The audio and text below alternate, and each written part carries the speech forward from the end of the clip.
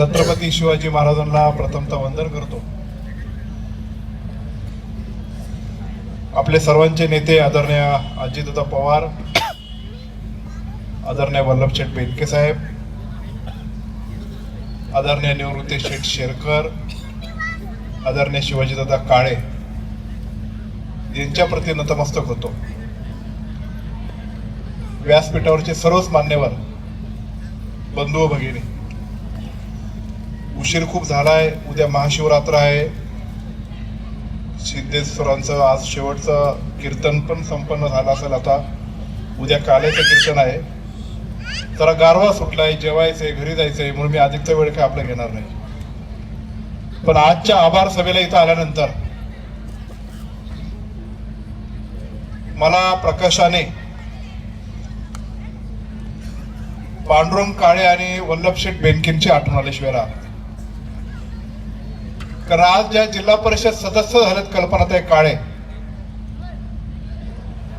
हे पांडुरंग काळेंचा वारसा पुढे चालवणारं एक कसं व्यक्तिमत्व आहे, त्याचा उल्लेख गणेशने इथं केला। आणि तेव्हापासून आतापर्यंत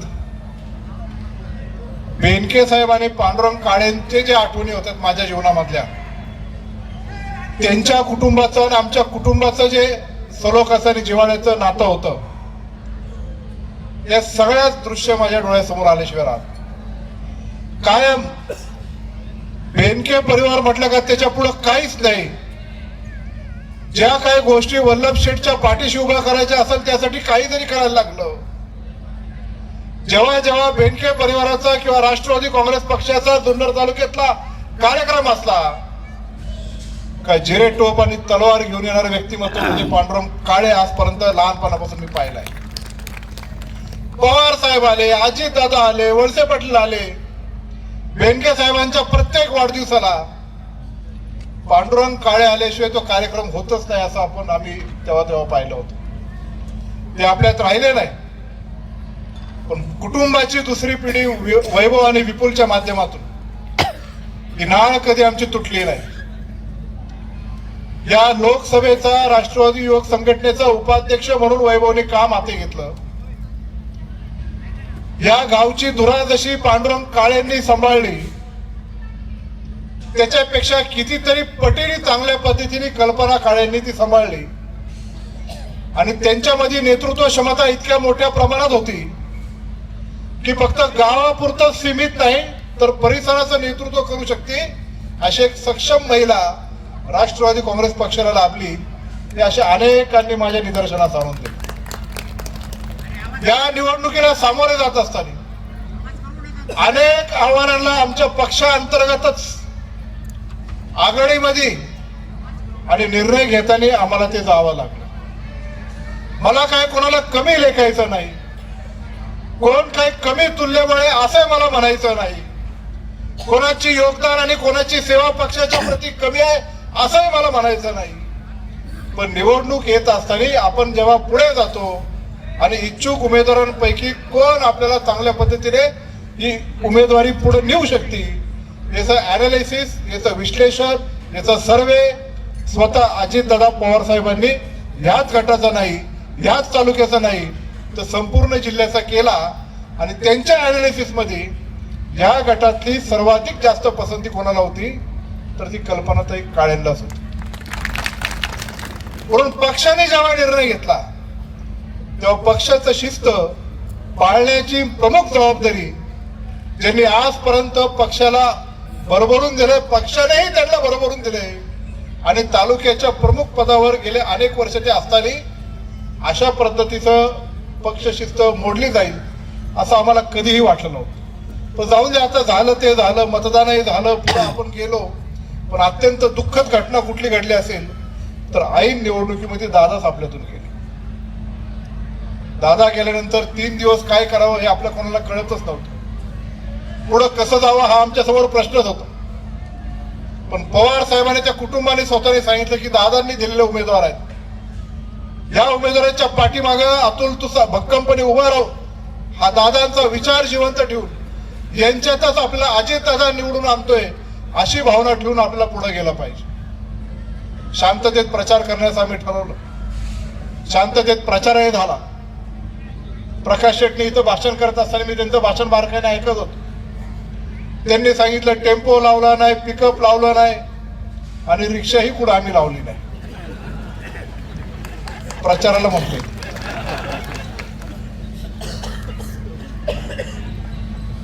पण शांततेत आवाहन करून तरुणांचं संघटन करून सर्वसामान्य राष्ट्रवादी काँग्रेस पक्षाच्या संघटनेवर बळ देऊन कल्पनाताई जिल्हा परिषदेचे सदस्य झाले.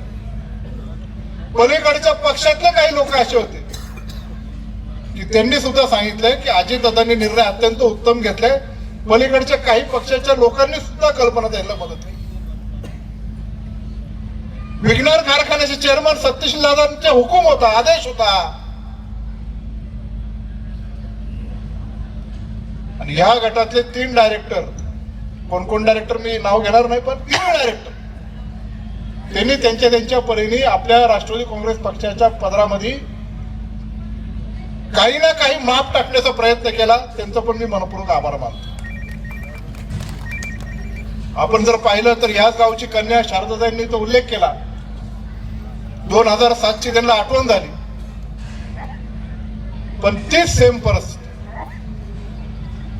तेव्हा बोरीतून जिल्हा परिषद सदस्य, आता पण बोरीतून जिल्हा परिषद सदस्य. तेव्हा पारगाव मधून पंचायत समिती सदस्य, आता पण पंचायत समिती सदस्य. ठीक आहे, पलीकडच्या घरात आपण कमी पडलो असतो, पण लढाई लढत असताना जी आव्हानं आपल्या समोर आली ते अत्यंत चांगल्या पद्धतीने आपण पुढे पार पडले. मला आभार मानायचे बोरी गावचा आणि बोरी खुर्द गावचा की त्यांनी गावचा उमेदवार म्हणून अत्यंत चांगल्या प्रकारचं मतदान प्रत्येक बूथला भरभरून केलं. की बोरीकरांचं हे योगदान जे कल्पनाताई असतील, संभाजी शेठ असतील, त्यांच्या प्रति जे तुम्ही केलेले आहेत ते आम्ही विसरणार नाही. विशेषतः हे गाव कायम राष्ट्रवादी काँग्रेस पक्ष, शरदचंद्रजी पवार साहेब, अजितदादा आणि वल्लभ शेठच्या मागे राहिलेलं गाव आहे. हा जो गट आहे हा कुकडी नदी आणि मीना नदीच्या किनारी असलेले गाव असला गट आहे. हा जो गट आहे त्याच्यामधून कुकडी कालवा आणि मीना शाखा कालवा गेलेला आहे. ही सगळी कामं पवार साहेबांच्या दूरदृष्टीने झाली. अचूक नियोजन वल्लभ शेठ बेनके साहेबांनी पाण्याचं तेव्हापासून केलं आणि बोरी गाव हे जुन्नर तालुक्यातलं आदर्श शेतकऱ्यांचं गाव निर्माण झालं. आणि इथले शेतकरी आदर्श आणि त्यांच्या पाठीमागे उभं राहून त्यांचा आदर्श घेऊन इतर तालुक्यातल्या लोकांनी मार्गक्रमण करणारे हे गाव आहे. या गावाला सिद्धेश्वर भगवानचा अत्यंत आशीर्वाद आहे. मला माझ्या दृष्टिकोनातून अत्यंत भाग्याचं वाटतं की सिद्धेश्वर देवस्थानला क वर्गाचा तीर्थक्षेत्राचा दर्जा आम्ही प्राप्त करून दिला अजितदादांच्या मदतीने. हे मी माझं भूषण सांगत नाही, माझं गर्व सांगत नाही, विलय मोठे केला सांगत नाही, पण ते देवाच्या चरणी मला सेवा करण्याचा मान मिळाला हे ते सिद्धेश्वराच्या चरणी माझा निश्चित प्रकारे एक भाग्याची गोष्ट आहे असं मला वाटतं. या गावात आपण भरपूर कामं केली. या गावामध्ये पुढे जात असताना पुष्पताई कोरडे असतील, आमचा युवराज असतील, टेंबे वकील असतील, आमची सगळी इथली भावंड जीवाचं रान केलं. ह्या गावाचं नाव महाराष्ट्रात 1 नंबर केलं की संपूर्ण गावाची मोजणी करून क प्रत काढून अजितदादा शेवटचा दौरा जेव्हा या तालुक्यात होता तेव्हा या सभागृहामध्ये त्यांचा कार्यक्रम झाला. आणि आपल्या बोरी गावाने जुन्नर तालुक्याने पुणे जिल्ह्याने काम केलं. त्याचा गौरवकार आणि अभिमान स्वतः दादाला होता. या सगळ्या मंडळींनी ते केलं. या बोरी गावाला जिल्हा परिषद असेल, महाराष्ट्र शासन असेल, जिल्हा नियोजन असेल, आतापर्यंत मी काही कमी केलं नाही. पण जे हे गाव विकासाच्या माध्यमातून ज्या गोष्टी मागणी करेल त्याच्यासाठी अतुल बेनके जसा मागे तुमच्या पाठीमागे खंबीर उभा होता तेच विकासाची गती या गावाच्या प्रती आणि इतर गावांच्या प्रती पण आम्ही उभी केल्याशिवाय राहणार नाही. मला आभार मानायचे जाधववाडीकरांचे. संदीप साहेब, मी तुमच्यावर जरा रागावलो की या गावामध्ये जाधववाडी चारी बाजूने जे रस्ते येतात ते काँक्रिटीकरण करायचं काम अजितदादांनी केलं. पण विधानसभेला जे मतदान झालं त्याच्यामधून जरा मला मनामध्ये खंत होत. पण ती खंत तुम्ही अजितदादांच्या पश्चात ही दूर केली. मी निश्चित प्रकारे त्या कुटुंबातला घटक म्हणून संदीप साहेब तुमचं आणि तुमच्या गावकऱ्यांचं मनपूर्वक आभार मानतो. मला निमगाव सावाकरांचा आभार मानायचा. ठीक आहे, मतदान कमी असेल, पण आमची जी भावंड असतील, किरण आणि त्यांचे सर्व सहकारी रवी असेल, चंदाताई असतील, तुम्ही धाडसाने तिथे उभा राहिलात आणि पक्षाच्या प्रती प्रेम दाखवलं. मला निमगावच्या जे आमचे भावंड असतील, ज्यांनी आजपर्यंत राष्ट्रवादी काँग्रेस पक्षाला साथ दिली होती, जे माझे तरुण वयातले माझे सर्व साथीदार आहेत, मला त्यांनाही सांगलंय, ठीक आहे तुमची भावना म्हणून तुम्ही एखादा निर्णय घेतला असेल, पण जे अजितदादा पवारांनी जे निमगावकरांना आणि सगळ्याला वैभव प्राप्त करून दिले, ते वैभव आता इथून पुढे कुठल्याच बाबतीत कमी करता कामा नाही.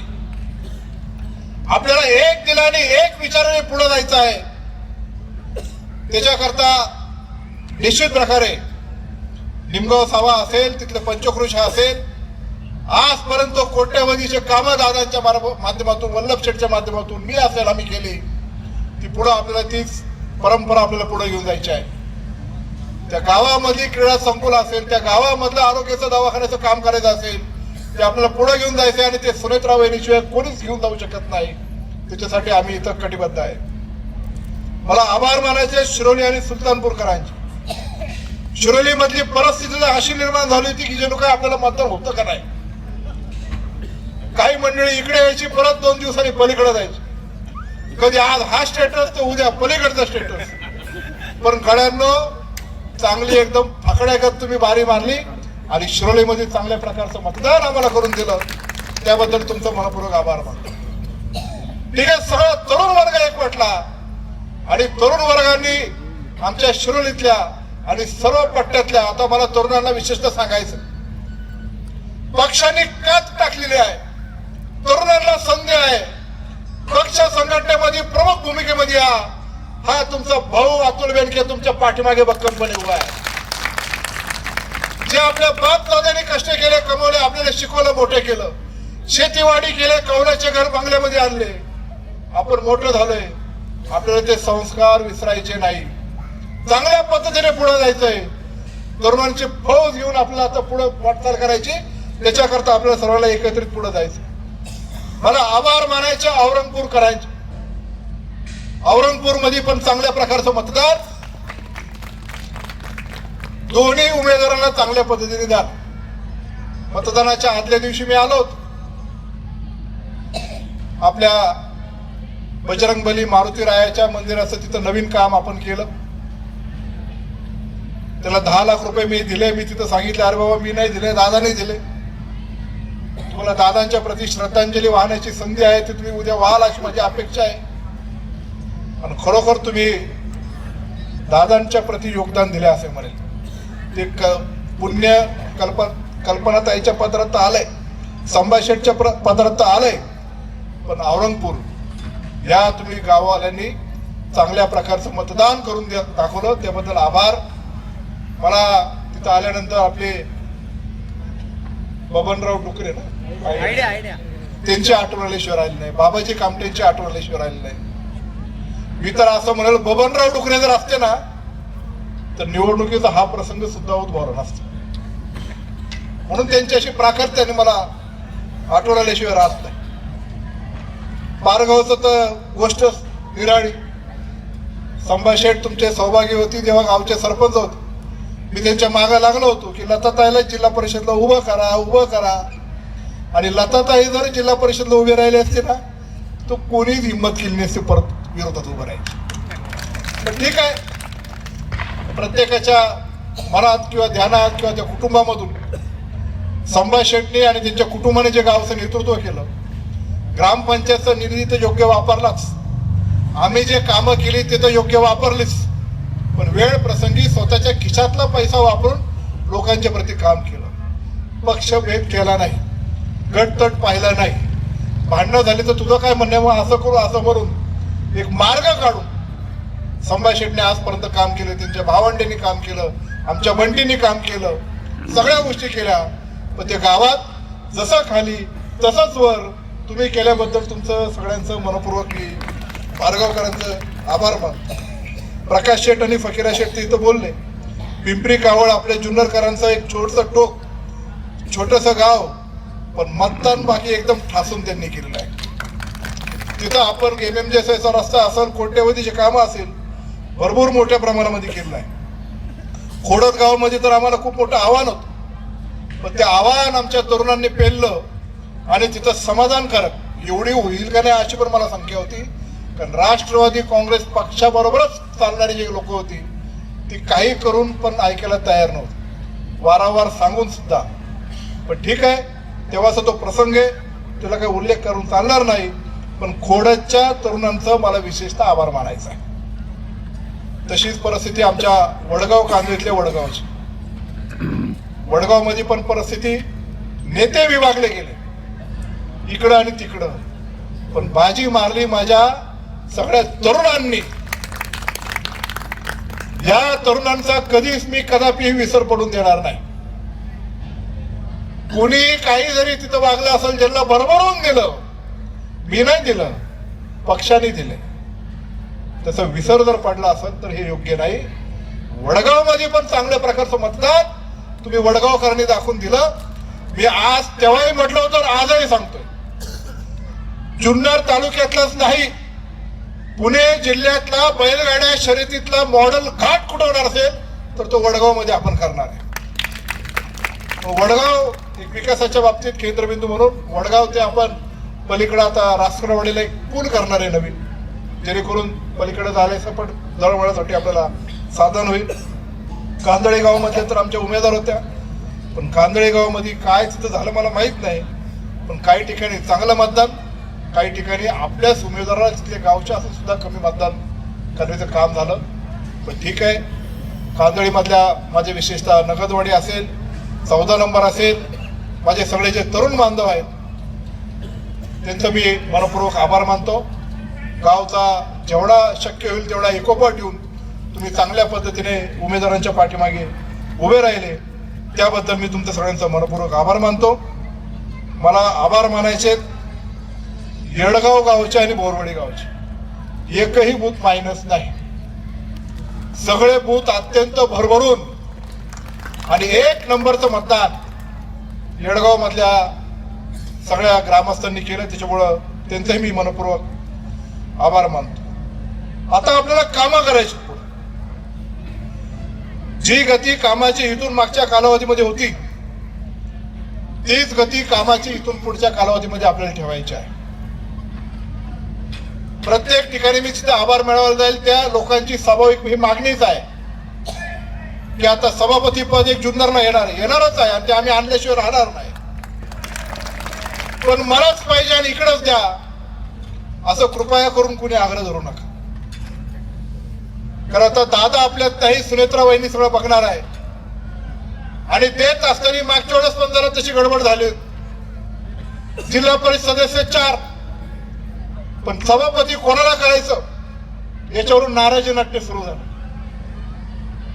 घेऊन पस्तावा झाला का काय अशी माझी भावना नको व्हायला. पण ज्या संघर्षातून, ज्या परिस्थितीतून आपण उमेदवारी घेऊन निवडून आलेलो आहे, याचं प्रत्येकाने, म्हणजे तुम्हीच असं नाही पण तालुक्यातल्या प्रत्येक जिल्हा परिषद सदस्याने तिथं भान ठेवलं पाहिजे. परत सभापती एकाला जरी आलं तरी तालुक्यातल्या प्रत्येक राष्ट्रवादी काँग्रेस पक्षाच्या सदस्याला भरभरून परिसरामध्ये त्या सभापतीच्या माध्यमातून निधी आणल्याशिवाय आपण राहणार नाही. म्हणून कोणाला मिळेल हे जलद गतीचं ठरेल, पण जेव्हा होईल तेव्हा पद्धतीने कोर कमिटी जिल्ह्याशी बसून ते स्वतः अनालिसिस करून त्याच्यामध्ये सुनेत्रा वहिनी असतील, वळसे पाटील साहेब असतील, दत्तमाव भरणे असेल, तालुक्याचा प्रतिनिधी म्हणून मी असेल, डॉक्टर अमोल कोल्हे असतील, आम्ही निश्चित प्रकारे बसून ते काय करायचं त्याचं काम निश्चित प्रकारे पुढे चालू ठेवू. एक महत्वाचं गोष्ट मला तुम्हाला इथं सांगायची आहे. मी मागेच अजितदादांना या गटातल्या 2 कामांची मी प्रामुख्याने मागणी केली होती. एक काम म्हणजे आपल्या जाधववाडीचा नवीन पूल, जो आता नाबार्डच्या यादीमध्ये जवळपास त्याला किंमत 16 कोटी रुपये लागणार आहे ते. आणि दुसरं काम, जसं आता जुन्नर कारखाना, येडगाव 14 नंबर, बोरवाडी, शिरोली, सुलतानपूर, निमगाव, सवा, पारगाव पर्यंत मोठा 308 कोटीचा कॉन्क्रीटचा रस्ता आता होतोय, तसाच 16 मीटर रुंदीचा कॉन्क्रीटचा रस्ता हा आपला बोरवाडी ते बेल्ल्यापर्यंत हा नवीन रस्ता कॉन्क्रीटचा त्याच दर्जाचा जो बेल्ला बायपासला तिथे मिळेल अशा प्रकारचा रस्ता आपण इथे निर्माण करणार आहे. म्हणून एक गोष्ट आवर्जून मला तुम्हाला सांगायची, जिल्हा नियोजन, जिल्हा परिषद ही राष्ट्रवादी काँग्रेस पक्षाच्या ताब्यात आहे. जिल्ह्याचे उपमुख्यमंत्री सुनेत्रा वहिनी आहे. महायुतीचं सरकार जरी असलं तरी पवार फॅमिलीचं, पवार साहेब असतील, दादा असतील, नाही तर सुनेत्रा वहिनी असतील, तिन्ही पक्ष असलेली तिन्ही नेते जरी असले तरी राष्ट्रवादी नेत्यांचं जास्तीचं अधिकचं प्रेम हे जुन्नर आणि पुणे जिल्ह्यावर आहे. अधिकचा निधी, अधिकचं फंड, अधिकची ताकद, अधिकच्या सगळ्या गोष्टी करण्यासाठी आपले नेते आपल्या पाठीमागे भक्कम आहे. आपल्याला फक्त आपली राष्ट्रवादी काँग्रेस पक्षाची, तरुणांची आणि सर्व ज्येष्ठांचं मार्गदर्शन घेऊन चांगली संघटना बांधायची. गावागावापर्यंत, मळ्यामळ्यापर्यंत, तळ्यातळ्यापर्यंत जसं आजपर्यंत काम केले ती घोडदौड पुन्हा एकदा चालू ठेवायची. मागील 5 वर्षामध्ये आमदार असताना जसं मी काम करत होतो तसं दादा गेल्यानंतर मी ठरवलंय की ती पूर्ण जबाबदारी आता माझ्या खांद्यावर घेऊन आमदार म्हणूनच या जुन्नर तालुक्यामध्ये इथून पुढे आपल्याला काम करायचं. म्हणून जिथे जिथे आपल्या राष्ट्रवादी काँग्रेस पक्षाच्या कार्यकर्त्याला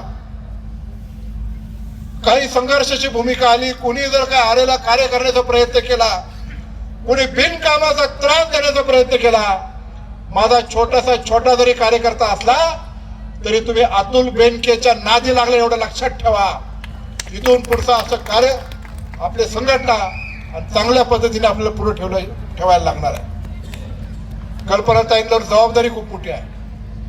मोठ्या अपेक्षाने तुम्हाला आणि संभाजी शेठला या सगळ्या लोकांनी चांगलं मतदान केलं आहे. ती जबाबदारी पेलत असताना प्रत्येक घटकाशी चांगल्या पद्धतीने बोलून न्यायाच्या बाजूने पुढे जाऊन आपला का तुपला न करता आपल्याबरोबर आपली संघटना कशी वाढेल ते सर्वसामान्य जनतेपर्यंत ते कार्य पोहोचवण्याचं काम आपल्याला करायला लागणार आहे. सुनेत्रा वहिनी पवार असेल आणि अतुल बेनके असेल, एक भावासारखा आम्ही सगळेजण तुमच्या पाठीमागे भक्कमपणे उभा आहे. मागं वळून पाहायची गरज नाही. पण जिल्हा परिषद सदस्य तालुक्यामध्ये कसा असावा तर तो कल्पनाताई सारखाच असावा, अशा प्रकारचं काम तुम्ही या गटामध्ये कराल अशीच अपेक्षा व्यक्त करतो. आणि इथं जमलेल्या सर्व या गटातल्या माझ्या मतदारांचं, इथं जमलेल्या सर्व माझ्या या गटातल्या नेते मंडळींचं आणि विशेषतः तेजेवाडीच्या पाहुण्यांचा आभार आहे. तुमचं विशेष आभार काय हे मी काही जाहीर सांगत नाही, पण आभार आहे तुमचे डॉक्टर साहेब. सगळ्यांचे मनपूर्वक आभार मानतो. आणि मला जरी आमदारकीला प्रत्येक गावामध्ये काही जरी झालं असलं तरी पण तुम्ही ह्या मतदानातून मला पुन्हा एकदा मतदान केले अशी भावना, तुमची सेवा ही अखंडितपणे ही चालू ठेवेल एवढंच या निमित्ताने सांगतो आणि माझे 2 शब्द संपवतो. जय हिंद, जय महाराष्ट्र, जय शिवराय.